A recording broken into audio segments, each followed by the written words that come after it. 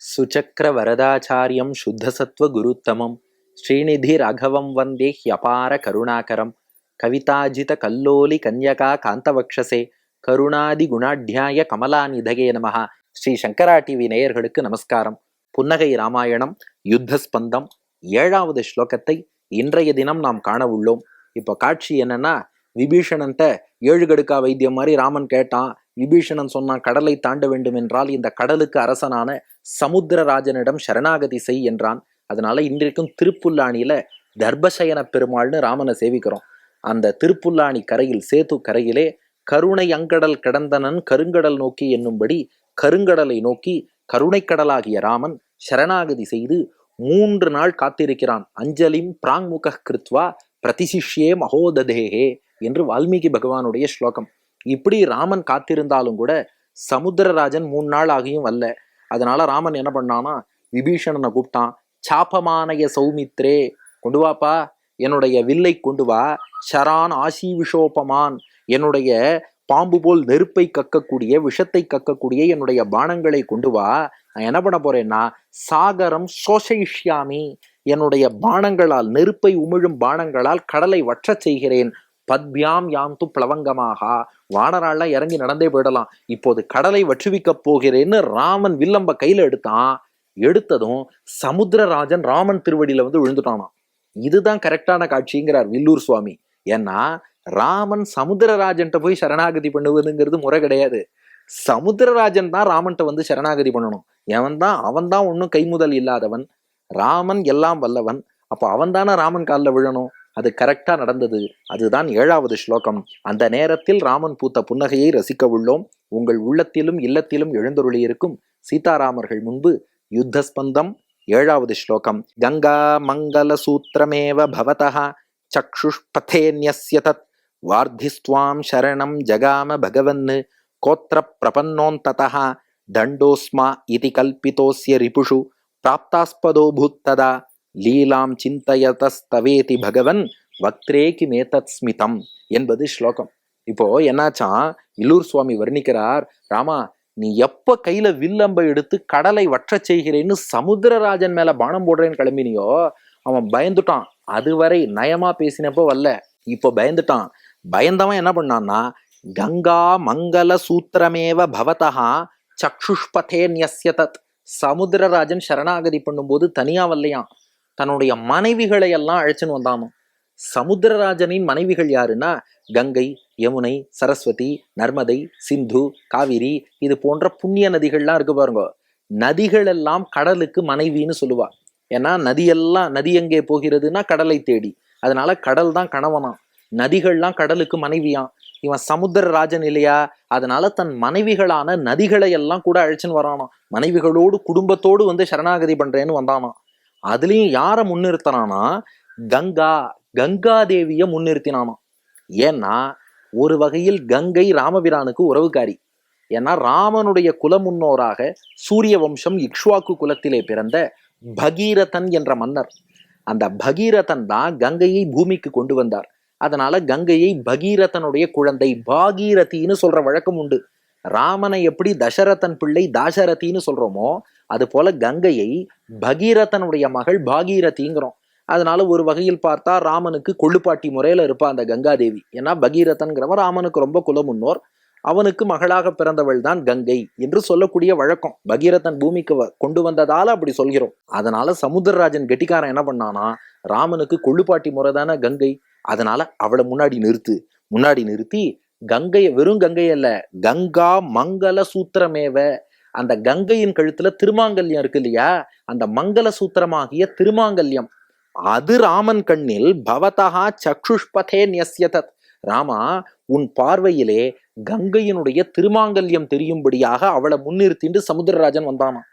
எதுக்கு அவளுடைய திருமாங்கல்யத்தை முன்னிறுத்தணும்னா, வேற ஒண்ணும் இல்ல, ராமன் சமுத்திரராஜன் மீது பானம் போட்டான்னா, கணவனாகிய சமுத்திரராஜன் போயிட்டான்னா அவனுடைய மனைவியர் என்றுதானே நதிகளை சொல்கிறோம். அப்போ உன் குல முன்னோராகிய இந்த கங்காதேவி இந்த திருமாங்கல்யத்தை இழந்து விடுவாள், அதனால என்ன ஒண்ணும் பண்ணிடாதன்னு கெஞ்சின் வரானாம். அதனால கங்கையை முன்னே நிறுத்தி, கங்கையினுடைய திருமாங்கல்யத்தை முன்னே நிறுத்தி, பின்னாடி சமுத்திரராஜன் வரான். ராமா, என் மீது பானம் போடுறேங்கிறியே, என் மீது பானம் போட்டா உங்க குல முன்னோர் பகீரதன் மகளாகிய இந்த கங்காதேவி கழுத்துல உள்ள திருமாங்கல்யத்தையே இழந்து விடுவாளே.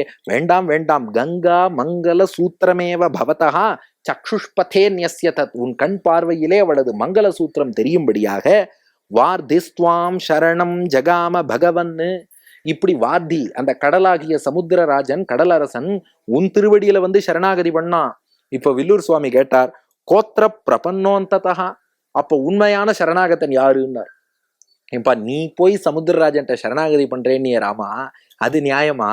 உண்மையில சரணாகதி பண்ணணும்னா அவன் தான் உங்ககிட்ட பண்ணணும். அப்ப என்ன எடுத்து நீ வில்லம்ப கையில தூக்கவும், மனைவியை முன்னிறுத்தி அவளோட திருமங்கல்ய சூத்திரத்தை கண்ணில் காட்டிண்டு அந்த கடலரசன் வந்து ராமா உன் திருவடிகள்ல சரணாகதி பண்ணா, வேணுங்கிற அளவுக்கு வழிவிடுகிறேன், பாலம் கட்டி கொள்ளுங்கள், நீங்கள் இடக்கூடிய அது மலை கல் மரம் எதுவா இருந்தாலும் நான் அவை அசையாமல் தாங்கி பிடித்து கொள்கிறேன், நீங்க நடந்து செல்லலாம்னு சொல்லி வழிவிட்டுன்னு வந்து சரணாகதி பண்ணா. அதனால தண்டோஸ்மா இதி கல்பித்தோசிய ரிபுஷு பிராப்தாஸ்பதோ பூத்ததா. அதனால ராமா, நீ என்ன நினைத்தாய் என்றால், சரி இவன் தான் உண்மையா நம்ம கிட்ட வந்து சரணாகதி பண்ணிட்டான், ஆனா இப்போ கையில வில்லம்பு எடுத்துட்டோமே, இந்த ராமனுடைய பானம்ங்கிறது வீண் போகக்கூடாது. ஏன்னா என்னைக்குமே ராமன் வில்லுல அம்ப பூட்டிட்டான்னா அதுக்கப்புறம் திரும்ப இறக்கி வச்சான்னு வரலாறு கிடையாது. அதனால ராமா, நீ யோசிச்ச தண்டகா அஸ்மை இதி கல்பிதகா, இப்ப இந்த சமுத்திரராஜனை தண்டிக்கணும்னு வில்லுல அம்ப பூட்டியாச்சு, இதை என்ன பண்ணலாம் அப்படின்னு யோசிச்சானோ. யோசிச்சுட்டு ராமன் என்ன கேட்கறான் சமுத்திரராஜன்ட்ட, ஏண்டா உனக்கு யாராவது எதிரி இருக்காளா, எதிரி இருந்தா அவ மேல போட்டு விடுறேன்னு நானும். அதுதான் சொல்றார் வில்லூர் சுவாமி, ராமா நீ எப்படிப்பட்டவன்னா, ஒருத்த மட்டும் உன் காலில் விழுந்துட்டான்னா அவனுடைய எதிரிகளைத்தான் நீ தாக்குவாய ஒழிய காலில் விழுந்தவனை நீ தாக்க மாட்ட. அது மட்டும் இல்ல, ராம பாணத்துக்கே ஒரு சிறப்பு உண்டான். யாராவது ஒருத்தரை ராம பாணம் தாக்குறதுன்னா ராமபாணம் அவளுக்கு தீங்கிழைக்காதான், அவளுடைய எதிரிகள் எல்லாம் அழிச்சு கொடுத்துருமா. அதனாலதான் சமுத்திரராஜனை நோக்கித்தான் ராமபாணம்ங்கிறது இப்போது எய்யப்படும் நிலையில் இருந்தது. அவன் காலில் விழுந்தானா, அதனால ராமன் கேட்டானா உனக்கு யாராவது எதிரி இருக்காளான்னா. அந்த சமுத்திரராஜன் சொன்னா, துருமகுல்யம் என்னும் பகுதியிலே பல பல அரக்கர்கள் என்னை போட்டு ரொம்ப படுத்தின்னு இருக்கா, அவளை வேணா அழிச்சிருன்னா. அவ்வளவுதானே. அஸ்ய ரிபுஷு பிராப்தாஸ்பதோ பூத்ததா. அப்படி சரி, உன் எதிரிகள் மீது பானம் போடுறேன்னு சொல்லி இவனை நோக்கி தொடுத்த அம்பை துருமகுல்யம் என்னும் இடத்தில் உள்ள அவன் எதிரிகளை நோக்கி திருப்பி போட்டானா ராமபிரான். இப்படி செய்தாயே ராமா, லீலாம் சிந்தயத ஸ்தவேதி பகவன்னு, இப்படி லீலை செய்த உன்னுடைய முகத்திலே வக்திரே கிமேதத் ஸ்மிதம், அப்போது ஒரு புன்னகை தோன்றியதே, அந்த புன்னகையைத்தானே வடுவூரிலே நீ காட்டுகிறாய் என்று கேட்கிறார் வில்லூர் சுவாமி. அப்ப ஸ்லோகத்தின் மொத்த கருத்து என்னன்னா, சமுத்திரராஜன்ட்ட 3 நாள் சரணாகதி பண்ணி ராமன் காத்திருந்தான், பதில் இல்லை. ராமன் கையில வில்லம்பு எடுத்து கடலரசனை அடிக்கிறேன்னா அவன் கங்கையை முன்னிறுத்தி அவளோட மங்கள சூத்திரத்தை ராமன் கண்ணில் காட்டிட்டு வந்து சரணாகதி பண்ணிட்டான். அவன் சரணாகதி பண்ணதுனால இனிமே அவனை கொல்லக்கூடாதுங்கிறதுனால சரி அவனுடைய எதிரி யாருன்னு பார்த்து அவன் மீது ராமன் பானத்தை போட்டான். அந்த நேரத்தில் ராமன் பூத்த புன்னகையைத்தான் நமக்கு வடுவூரிலும் காட்டுகிறான். இது ஸ்லோகத்தின் கருத்து. இப்ப அந்த 3 விஷயம் இங்கே ராமனுடைய புன்னகைக்கான காரணம் என்னன்னா, அதாவது சில இடத்துல எடுத்தாதான் நடக்கும்பா, கையில தண்டத்தை எடு, அந்த ஆயுதத்தை கையில எடுத்தாதான் வேலை நடக்கும்பா. சமுத்திரராஜன் விஷயத்துல கரெக்டா இருக்கேன்னு நினைச்சேன் நானா ராமபிரான். கையில வில்லம்பு எடுத்ததும் காலில் விழுந்துட்டானே. ஆக மொத்தம் சரணாகதி தர்மமும் இங்கே காட்டப்பட்டது. அதை நினைச்சு ராமன் சிரிக்கிறான். என்னன்னா, என்றைக்குமே கைமுதல் இல்லாதவன் தான் சரணாகதி பண்ணணும். நான் இங்கேயும் சொல்லி வச்சிருக்கேன், கொஞ்சம் அங்கேயும் ஒரு சரணாகதி பண்றேன்னா அதெல்லாம் பலிக்காது. அதற்கு உதாரணம் தான், எல்லாம் வல்ல ராமன் போய் இன்னொருத்தங்காலில் விழுந்தான்னா அந்த சரணாகதி பலிக்காது. எனக்கு வேறு புகழே கிடையாதுன்னு பகவான்கிட்ட விழுந்தாதான் பலிக்கும். அந்த சரணாகதி பண்றதும் பகவான்கிட்ட தான் பண்ணணும், வேற யார்ட்டையும் பண்ணக்கூடாது. புருவா எடுத்து பாரு. இப்ப சமுத்திரராஜன் ராமன் திருவடியில விழுந்தா அவன் எதிரிகளை அழிக்கிறான், அப்போ அவனுக்கு நன்மை கிடைக்கிறது. ராமன் சமுத்திரராஜன் காலில் விழுந்தா ஒன்றும் பிரயோஜனம் இல்லை. அப்ப சரணாகதி தர்மம்ங்கிறது இங்க பர்ஃபெக்டா இருக்கு. அதை நினைச்சு ராமன் புன்னகை செய்தான். 2, இந்த புன்னகை நமக்கு உணர்த்தக்கூடிய அந்த செய்தி என்ன அப்படின்னா, பகவான் திருவடியில விழுந்துட்டோம்னா அதுக்கப்புறம் நம்மள ஒன்றும் பண்ண மாட்டான். யார் நம்மை துன்புறுத்துகிறார்களோ அவ எதிரிகளை தான், அந்த நம்முடைய எதிரிகளை தான் பகவான் தாக்குவாராம். அதனால தான் சமுத்திரராஜன் எப்போ ராமன் திருவடியில விழுந்தானோ அதே பானம் துருமகுல்யத்தில் உள்ள அவன் எதிரிகளை தான் போய் தாக்கித்தே ஒழிய அவனை ஒன்றும் பண்ணலை.